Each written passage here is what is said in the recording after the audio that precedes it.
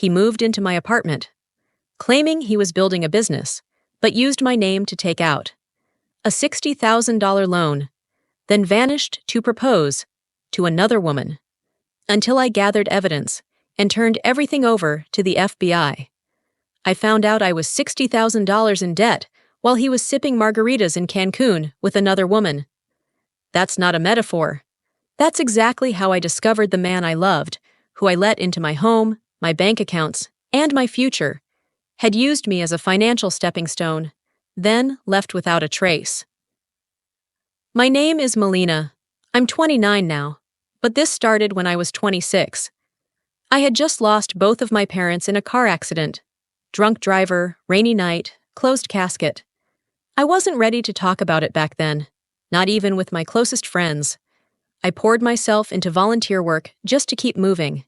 That's how I met Julian. He was helping out at a relief drive for flood victims. Quiet, calm, clean cut, with these kind eyes and a deep voice that made everything sound like a promise.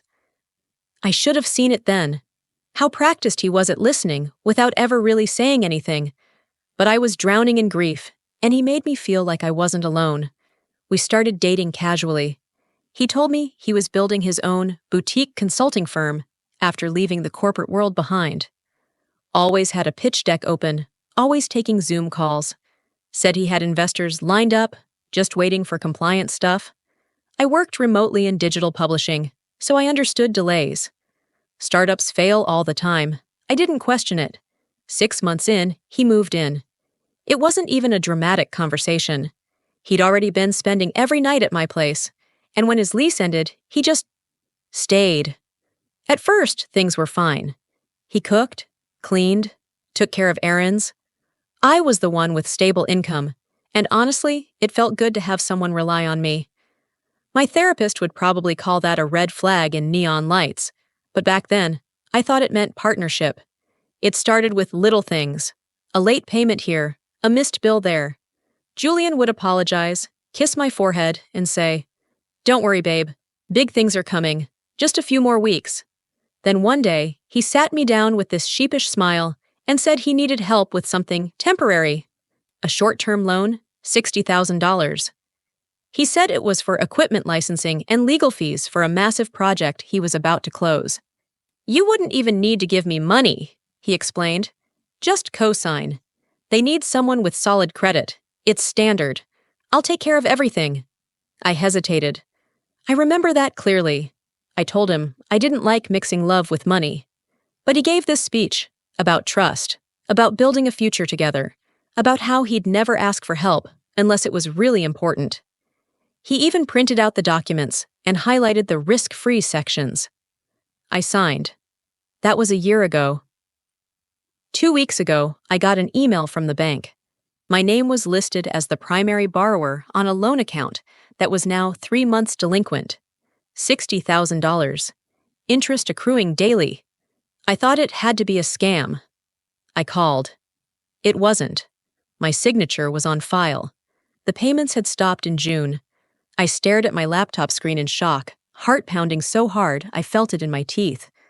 I called Julian, straight to voicemail, texted, no response, tried again and again, nothing. That night, my best friend April called me in a panic. She said she saw Julian tagged in someone's Instagram story. I opened the link she sent. It was him, shirtless, tan, lounging in a pool chair with a frozen drink in hand. A blonde woman in a bikini was straddling his lap, laughing. The caption read, "My forever adventure partner, she's engaged, she's Cancun vibes." I dropped my phone. Not only was he alive, well, and very much not building a business, he was engaged. To someone else. And judging by the tags, she didn't live in our city. She was from Arizona, which meant Julian had been living a double life, possibly triple. But the worst part? That ring on her finger. I recognized the brand. It was the exact one he had bookmarked on my laptop 3 months ago. The same week the loan went through. I didn't sleep that night. I sat on the floor of my apartment, surrounded by half-packed boxes I hadn't touched since my parents died, my phone in one hand and the loan paperwork in the other. I must have reread the contract 20 times, hoping, praying that I'd missed something. Some clause, some protection. But no, it was all there. My name, my signature, my credit. The debt was mine. The next morning, I went into damage control mode. I called the loan company and tried to explain. They were polite but firm. As far as they were concerned, I was the borrower. Julian wasn't even listed as a co-signer. He had talked me into making myself the sole applicant. I had no legal recourse unless I could prove fraud. And I couldn't. Not unless I took him to court. That idea made me physically sick. I'd already lost my parents, my sense of stability, and now my financial future. I couldn't stomach the idea of dragging this man, the man who used to rub my back when I cried, to court, just to beg a judge to believe I wasn't a willing participant in my own ruin. I called his number again. Still dead. Then I called the job he claimed to have. Some vague remote position, with a startup partnered with European tech firms. The number rang once before an automated message played. This number has been disconnected. I looked around the apartment. All his things were gone. Gone. His closet was half empty. His favorite hoodie. Gone. His camera equipment. Gone. Even his dumb espresso machine that he insisted on using instead of my regular drip brewer. Gone. That's when I realized he hadn't disappeared. He had moved out, planned it, down to the last detail. He'd waited until the loan money came through, drained our joint savings, which, in hindsight, had always been mostly my deposits anyway, and walked out of my life without so much as a text. I called April, told her everything. She came over within the hour, no questions asked, just a bag of donuts and her laptop in hand. We spent the entire day combing through Julian's digital footprint, Instagram accounts, old LinkedIn profiles, burner email addresses. He had at least 3 aliases that we could find. And then we found her. Her name was Kendra, the woman from the Cancun photo, a dental hygienist from Scottsdale, Arizona. Public profile, lots of selfies, and even more posts gushing about her incredible fiancé. According to her timeline, they'd been dating for over a year. I felt like I couldn't breathe. So all that time, Julian was traveling for consulting gigs or meeting with clients in San Diego. He wasn't working at all. He was flying out to see her, on my dime, with my credit, while sleeping in my bed. The betrayal sat on my skin like filth I couldn't wash off. Worse, the more we looked, the clearer it became that I was just one of many. We found comments from another woman under an old post of his, dated 2 years ago. Same pet names, same emojis, different city, different lie. He was a serial user, a chameleon. He adapted to whatever woman he was with, said whatever he needed to say to get access to her resources, money, housing, connections. And I'd been his longest con. I spent the next 3 days canceling credit cards, freezing accounts, setting up fraud alerts. I barely ate. My boss gave me a few days off to grieve, even though I never used the word. I couldn't say it out loud, couldn't admit I'd been scammed, manipulated, played, but it got worse. That Friday, I went to the bank to pull my latest statement, and that's when I saw another account, one I didn't recognize. Julian had opened a secondary checking account under my name using a fake email and had been funneling funds into it for weeks. Small transfers, just under the alert threshold. Almost $12,000 in total. He'd stolen more than my trust. He'd stolen my identity. I didn't just lose money. I lost the version of myself that believed I was safe in my own home. After discovering the secret account Julian opened under my name, I stood in the bank lobby, gripping the printed statement like it might bite me. I don't even remember walking back to my car. My ears were ringing, my hands shaking. It wasn't just betrayal anymore. It was theft, identity fraud. He hadn't just used me, he'd become me.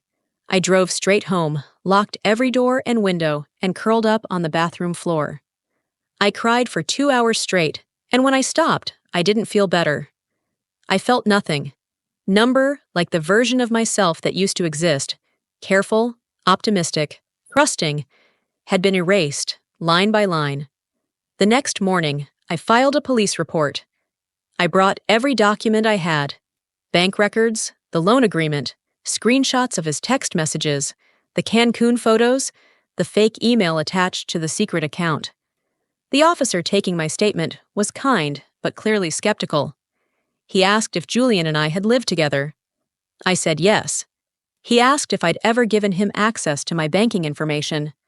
Again, yes. He nodded slowly, then said the words I'd been dreading. It's complicated. Apparently, because we'd lived together, and because I'd willingly shared financial access, proving malicious intent would be difficult without a confession or direct evidence of fraud. They'd open an investigation, but I shouldn't expect quick results. I left the station more defeated than I'd felt since my parents' funeral. Back at home, I tried to distract myself. Cleaned, rearranged furniture, deleted old photos. But no matter how much I scrubbed or rearranged, Julian's ghost lingered in every corner. The spot on the kitchen counter where he used to make espresso, the closet where he hung his conference call shirts, the mug he gifted me that said Best Future CEO. It was all a performance. I couldn't afford to move. My credit score had tanked from the missed loan payments, and I was barely making minimums on my cards. Every night, I refreshed job listings, hoping to find something that paid better than my freelance gigs. Every morning, I checked my accounts like I was bracing for impact. And then, Julian came back, not physically, not yet, but he emailed me from a new address. The subject line said, "Let's talk like adults." The message was short. He said he was sorry for how things unfolded, that he never meant for it to get this far, and that he still cared about me. He said Cancun was a mistake, that Kendra had pressured him into a lifestyle he couldn't maintain, that he missed the simplicity we had. I stared at the email for a full minute before bursting out laughing, the kind of laugh that feels like it's echoing in a canyon. Simplicity? He stole tens of thousands of dollars from me, vanished, and then showed up with a diamond on someone else's hand. I didn't reply, but I also didn't delete the email. Instead, I forwarded it to the detective handling my case. Later that week, I was walking back from the grocery store, struggling with 2 bags full of ramen and canned soup, when I saw a man standing near my building, hoodie up, hands in his pockets. It was him, Julian. My legs froze. My heart rocketed to my throat. He hadn't seen me yet. I ducked behind a parked car, completely forgetting I was holding 2 bags of groceries that now crunched against the sidewalk like alarm bells. He turned. Our eyes met. He smiled, like it was nothing. I dropped the bags and ran. Up the stairs, into my apartment, slammed the door, locked it, bolted it, shoved a chair under the knob. Then I stood in the hallway, shaking so hard I could barely breathe. He didn't knock. He didn't try to come up. But an hour later, I found something shoved under the door. It was a printed photo of me, taken from across the street. Yesterday, I didn't sleep that night. I sat in the hallway, knees to my chest, staring at the grainy printed photo he'd slid under my door. It was me, walking home from work, grocery bag in hand, taken from across the street. The timestamp on the bottom corner? Yesterday. He'd been watching me longer than I realized. The fear was electric, crawling under my skin and settling in my chest like a brick. But after the fear faded, something else took its place. Rage. Cold, calculated rage. I was done waiting to be rescued. Done playing victim to a man who'd used my life like a rental car and tossed it when he was finished. He picked the wrong woman to underestimate. The next morning, I called in sick. Then I went to a cafe 2 neighborhoods over, one he'd never think to check. I ordered a coffee I couldn't afford and opened my laptop. I wasn't scrolling Instagram this time. I was pulling every file, every receipt, every screenshot I'd ever saved. I made folders, subfolders, labels. I wasn't just going to protect myself. I was going to bury him with the truth. Julian had used multiple aliases, 3 that I knew of, but all of them were tied to one consistent thread: The same phone number and same bank routing number. I'd saved the details back when we shared accounts. I still had access to the emails he'd forwarded to me months ago, some with investment contracts, one with a PayPal transaction from a woman named Rachel for consulting. It wasn't consulting, it was a pattern. He dated, infiltrated, drained, disappeared.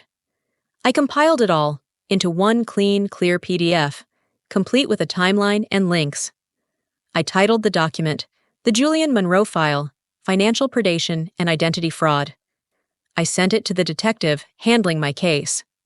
Then, I sent it to 3 women I'd found online who were also following him on Instagram, each from different states. One of them replied in under an hour. She didn't know he'd been engaged, she didn't know about me, and she definitely didn't know he was living under a fake name. Her name was Sierra, and she worked as a paralegal. By the end of the day, she'd already added to the file an old civil suit in Texas filed by yet another woman for unpaid debts during cohabitation, dismissed for lack of evidence. Julian had wriggled out of that one. Not this time. Sierra offered to help me prepare a formal legal complaint. We weren't just reporting him. We were going to build a financial abuse case. Turns out, in some states, coercing someone into debt through emotional manipulation is prosecutable, especially when tied to identity misuse. We looped in a consumer rights attorney she knew, pro bono. Meanwhile, I installed a camera in my apartment window, bought a second-hand Ring doorbell, filed for a temporary restraining order, and I started sleeping with a metal flashlight under my pillow. Every time he messaged from a new number, I screenshotted and blocked it. But I didn't respond. Silence, I realized, was more powerful than screaming. Then came the breaking point. A week later, Julian showed up again, this time outside my building. Midday, brazen. He didn't try to hide. He just stood there on the sidewalk, looking up at my window. I didn't panic. I picked up my phone and called the detective. He answered on the first ring. Is he there right now? Yes. I need you to stay inside. Don't go near him. We're on our way. Turns out, Julian already had an active warrant out. Not for my case, but for skipping a court date in Oregon tied to a previous fraud complaint. The moment they confirmed his location, it was a go. I watched from my window as 2 unmarked cars pulled up 15 minutes later. Julian didn't even notice them until they were on him. Handcuffs, Miranda rights, confusion on his face. He kept glancing up at my window like he couldn't believe it, like I was supposed to let him get away with it. Again. But the twist? Later that night, the detective called me. He said when they searched Julian's bag, they found a burner phone and a list. My name was at the top, but there were 6 other women below mine. 6 names, 6 phone numbers, cities, notes like, owns a car, works remote, no family nearby. He was hunting his next targets, and I'd stopped him. Julian's arrest didn't bring instant peace. For days, I walked around holding my breath, waiting for some twist, some loophole, that would let him walk free again. I'd learned the hard way that consequences don't always come when they should, especially for people like him. People who smile while they steal. People who leave just enough gray area to avoid being pinned down. But this time, he'd gone too far. The detective kept me updated. The other women, whose names were found in his notebook, had stories eerily similar to mine. All different states, different professions, but the same pattern: charm, dependency, financial entanglement, and then silence. He wasn't just reckless, he was methodical. And now, with my file, Sierra's legal contributions, and the multiple complaints rolling in, it was enough for the DA to file formal charges, not just for identity theft and fraud, but for an organized pattern of predatory behavior across state lines. Federal charges. I was subpoenaed as a witness. I'd never been inside a courtroom before. The day of the hearing, I wore the same black blazer I'd used for job interviews, though it felt more like armor. My hands trembled when they called my name, but the moment I stood up and saw Julian sitting behind the defense table, expression flat, lips tight, I felt something shift inside me. He looked small, smaller than I remembered. Not powerful, not intimidating, just exposed. I told the court what he did, how he manipulated me into signing a loan I couldn't afford, how he drained my accounts, opened credit lines under my name, and left me with nothing but excuses and debt. I didn't cry. I didn't scream. I spoke clearly, because this time someone was finally listening. When I stepped down, I avoided looking at him. I didn't want to give him that moment. I wasn't there for him. I was there for the woman I used to be, and for the women he hadn't gotten to yet. A few weeks later, the sentence came in. 4 years. That was the official ruling. 4 years in federal prison, plus restitution to the named victims. The court ordered Julian to repay $72,000 split across the women involved, most of which, I was told, I'd likely never see. But that wasn't the point anymore. The real justice wasn't the money. It was the fact that for the first time in his life, he couldn't walk away. And me? I kept going. I moved to a new place, small, but mine. Found a stable job with a quiet office and decent benefits. I took control of my credit, one call at a time. Paid off what I could, negotiated what I couldn't. It's not glamorous, but it's progress. I stopped checking over my shoulder every time I left the house. Stopped flinching when a text came in from an unknown number. I started sleeping again. Not perfectly. Not every night. But deeply enough to dream. And a few months ago, I used a bit of the court-ordered restitution, what little had come through, to take a weekend trip. Alone. No phone. Just a journal and a quiet cabin near the mountains. I sat by a fire one night and wrote this sentence over and over again in the pages. He didn't break me. He fooled me. He hurt me. But he didn't break me. If anything, he forced me to rebuild, stronger, sharper, and no longer willing to shrink myself just to keep someone else comfortable. So if you're still reading this, thank you. And if you've ever had your trust shattered by someone who wore a good mask, drop a 2 in the comments. You're not alone. And it gets better. I'm living proof.